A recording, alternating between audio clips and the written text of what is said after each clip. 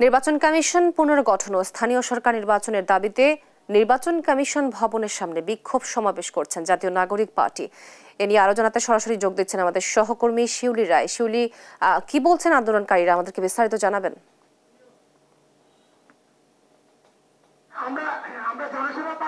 আপনি যেমনটি বলেছেন, আমি কিন্তু এই মুহূর্তে নির্বাচন কমিশন ভবনের সামনে দাঁড়িয়ে আছি এবং আপনারা যদি জানতে চাই সেটা হচ্ছে যে আমার পিছনে আপনারা দেখবেন যে এনসিপি হচ্ছে যে ঢাকা বিক্ষোভ সমাবেশ, সেই সমাবেশ কিন্তু তারা অলরেডি শুরু হয়ে গিয়েছে এবং এখানে কিন্তু আপনার আমার পিছনে দেখতে পাবেন যে আইন শৃঙ্খলা বাহিনী নিরাপত্তা করাভাবেই আছে, যেন হচ্ছে কোনো ঝামেলা সেটা তারা যেন ঠিক করতে পারে। এছাড়াও আপনারা দেখবেন যে সামনে কিন্তু এনসিপির যারা আসছেন তারা তাদের যে দাবি, সেই দাবি প্রেক্ষিতে তারা কিন্তু হচ্ছে সমাবেশ করছেন। তো ইতিমধ্যে আপনারা জানেন যে এনসিপির যে আহ্বায়ক নাহিদ ইসলাম কিন্তু বলেছেন যে এবার নির্বাচন তাদের আসলে আস্থা নেই এবং তাদের যে দাবি যে এবার নির্বাচন কমিশন কিন্তু পক্ষপাতমূলক আচরণ করছে এবং অন্যদিকে কিন্তু সংস্কার প্রস্তাবনার যে হচ্ছে আমল, সেই আমলও কিন্তু হচ্ছে গিয়ে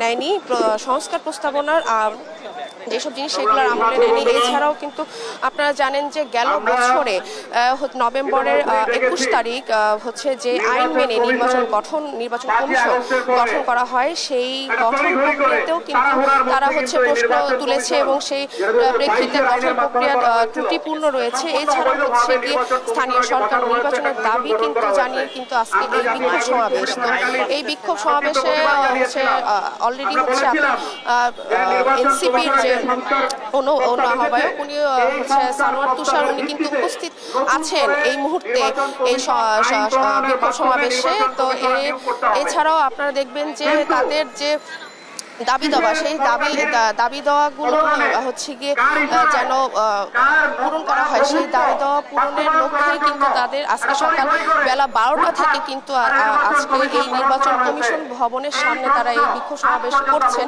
তো দেখা যাক যে হচ্ছে এই তাদের দাবি দেওয়া পূরণ হয় কিনা এবং তাদের এই ব্যাপারগুলোকে আমলে নিয়ে সরকারের থেকে কোনো নির্দেশনা আসে কিনা বা নির্বাচন কমিশনের সাথে কি তারা কথা বলবে কিনা বা তাদের সাথে হচ্ছে গিয়ে সমঝোতা হবে কিনা, সেটা পরবর্তীতে আমরা হচ্ছে গিয়ে জানতে পারবো।